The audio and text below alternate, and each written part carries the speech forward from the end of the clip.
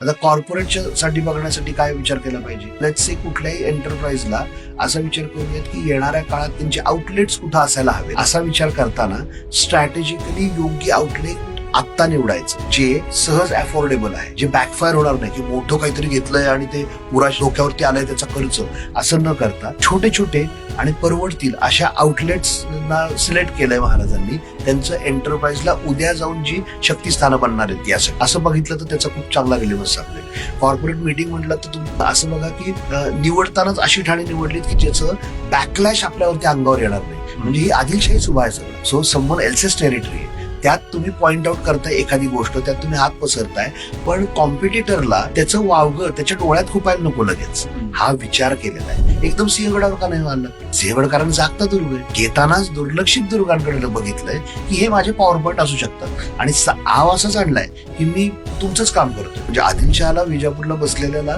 हे लक्षातच आलेलं नाहीये हे दोन तीन दुर्ग घेईपर्यंत की ओके हा काहीतरी करायचा प्रयत्न करतोय स्वतःच. सो थोडे लो प्रोफाईल राहून ज्यावेळी तुमची सुरुवात आहे त्यावेळी खूप मोठा गोंधळ न करता, जसं बदक असतं की वरनं ते ट्रॅव्हल करताना तो पाय किती खाली मारते दिसत नाही, शिवछत्रपतींचे पहिले 2-3 दुर्ग घेण्याचे प्रयत्न हे त्या पठडीतले.